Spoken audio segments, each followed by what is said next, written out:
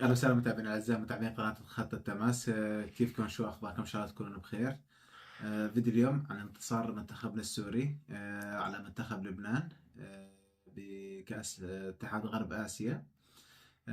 طبعا تأهل منتخبنا لنصف النهائي. شو صار بالمباراة وشو المجريات المباراة اللي أدت لتأهل منتخبنا راح نشوف بهذا الفيديو. بس أول شيء لا تنسوا الاشتراك بالقناة ودعمنا بلايك. ونزلنا الفيديو التحدي الأسبوع الماضي، تحدي خمن اللاعب.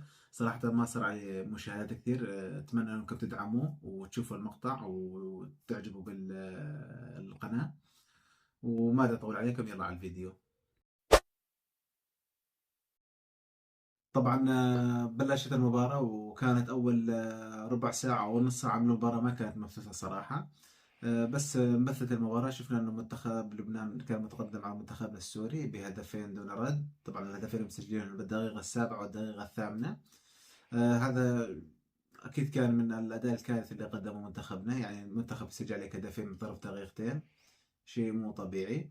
طبعا انتهى الشوط الأول تقدم منتخب لبنان. بالشوط الثاني تبديلات المدرب، مدرب خان كان طبعا. قدر منتخبنا انه يسجل هدف ويضيف الثاني. طبعا كان على وشك انه يسوي ريمونتادا بس ضيع كم هجمة كمان منتخبنا.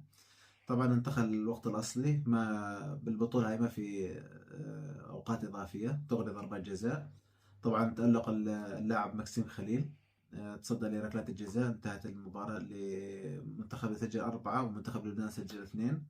بذلك تأهل منتخبنا إلى نصف النهائي، راح يواجه منتخب الأردن. صراحة الشوط الثاني كان جميل ورائع من منتخبنا، إن شاء الله يظل يكمل على الأداء هذا. هي دائما أول مباراة هي تكون شوي توتر وخوف وشيء جديد عليه يعني. إن شاء الله يقدموا أداء ممتاز قدام الأردن ويتأهلوا للنهائي. بالتوفيق إن شاء الله لمنتخبنا. إذا حضرتوا الشوط الثاني من المباراة وضربات الجزاء احكوا لنا مين كان أفضل لاعب. أنا صراحة أفضل لاعب كان هو مكسيم صراف، تصدي لضربات الجزاء وتصدي كمان لكم كرة بالشوط الثاني. هذا اللي كان عن فيديو عن المنتخب. وإن شاء الله بس تصير مباراة الأردن نحكي قبل المباراة وبعد المباراة، إن شاء الله يكونوا متأهلين الشباب.